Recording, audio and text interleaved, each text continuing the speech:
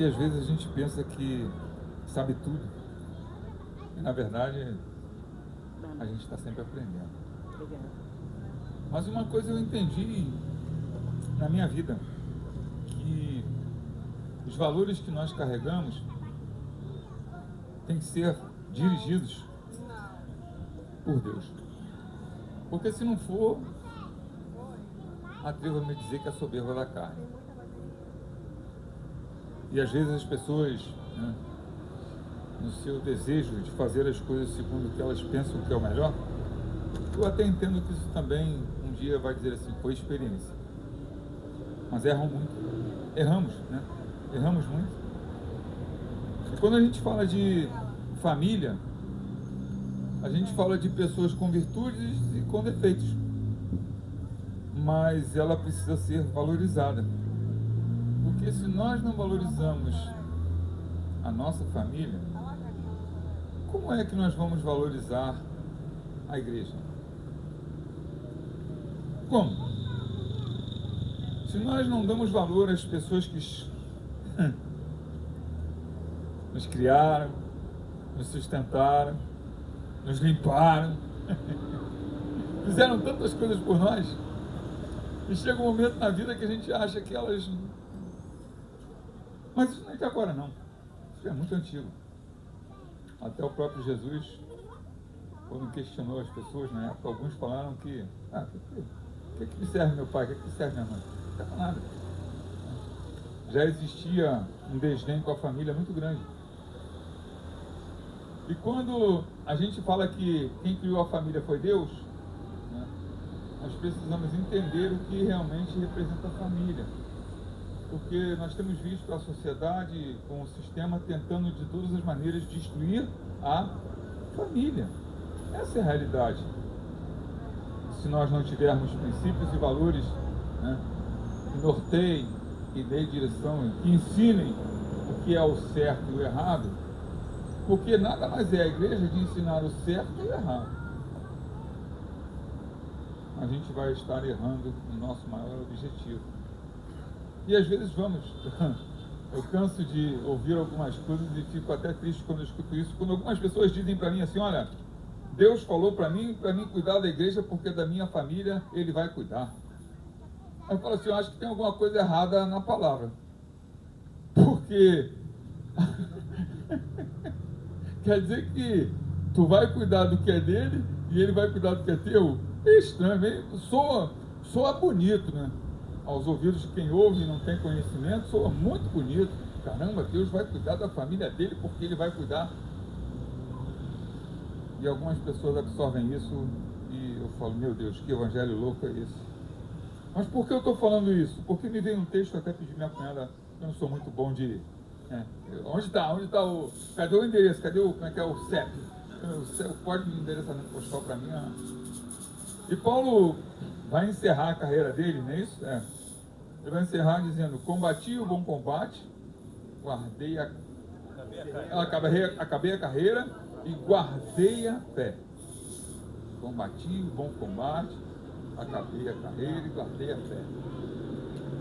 E quando a gente fala isso, parece que Paulo era um camarada que tinha muito compromisso com muita coisa, muita responsabilidade, e ele tinha mesmo, e é uma verdade, mas com certeza quando ele diz guardei a fé, ele quis dizer para nós o seguinte, não posso fugir daquilo que está estabelecido e nunca fugirei, porque eu vou ter a certeza de que eu vou herdar aquilo que o Senhor preparou quando acabar nesse mundo.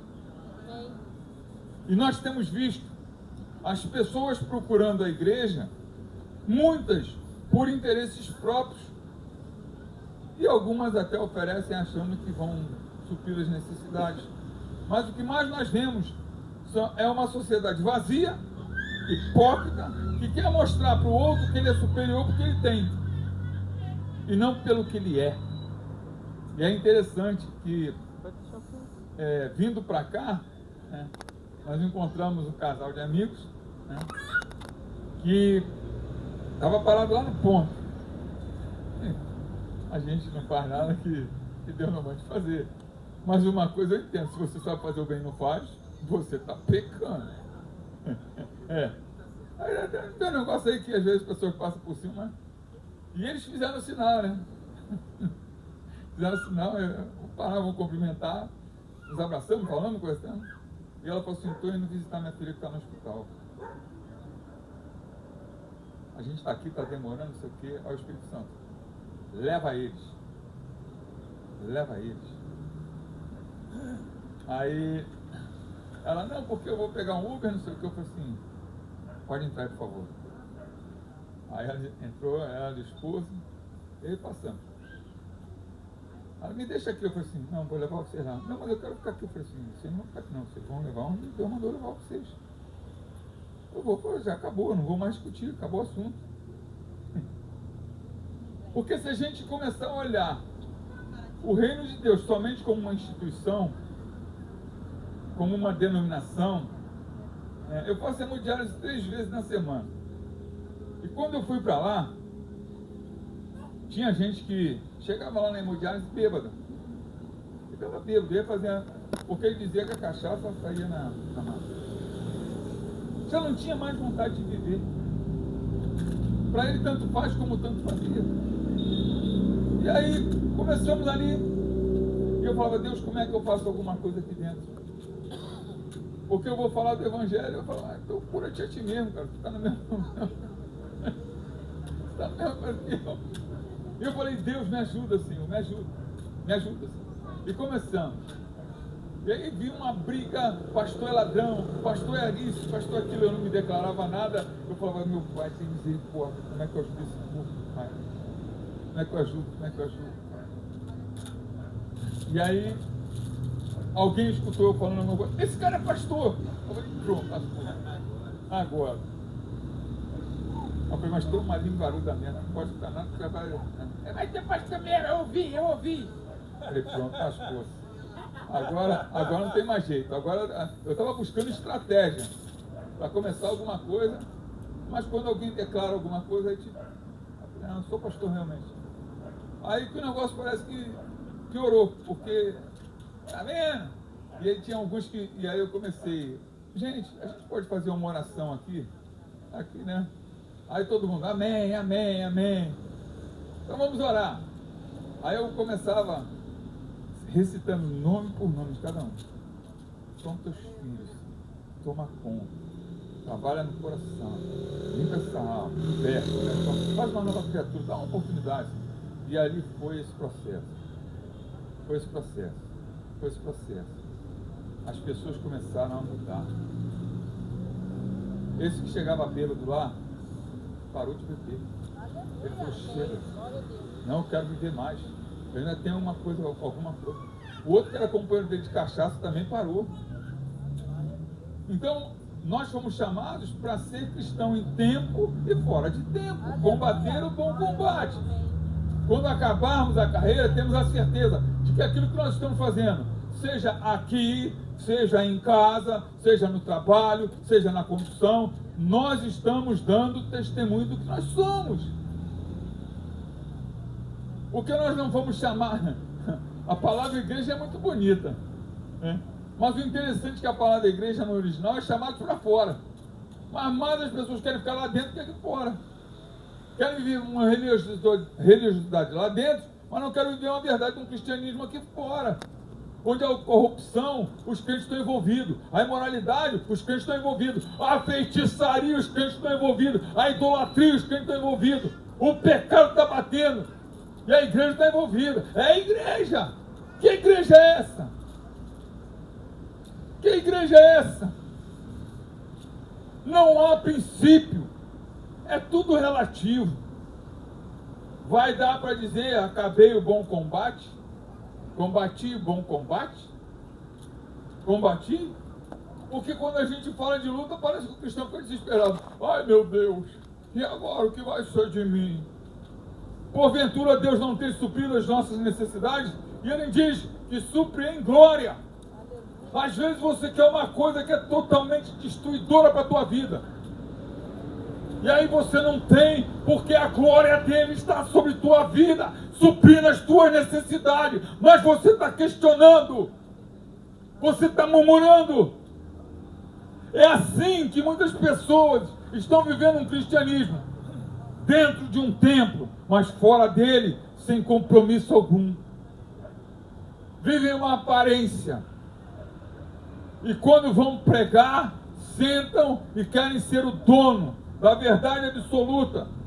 Mas aquilo que eles fazem, fala muito mais alto do que eles falam.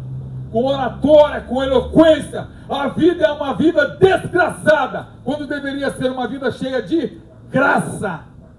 Graça.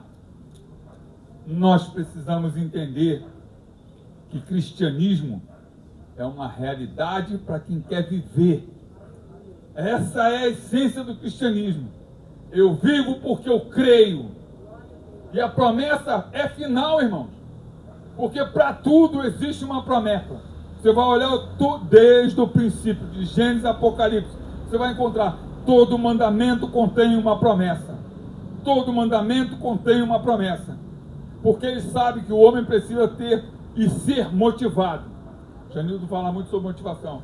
Mas quando você olha a Bíblia, a trajetória dela para homens fiéis é mandamento com promessa. Mandamento com promessa.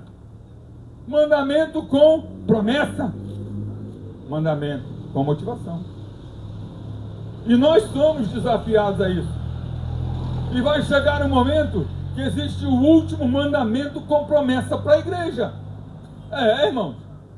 Ser fiel até a morte e dar-te-ei a coroa da vida eterna. Aleluia! É mandamento com promessa. Se nós não entendermos isso, estaremos sendo os mais miseráveis possíveis. E nossa responsabilidade no tempo atual, como está sendo dito, desperta, desperta. O tempo está se findando. E realmente está mesmo, irmão. Está se findando. Você acredita? Queira você ou não, o tempo está se findando.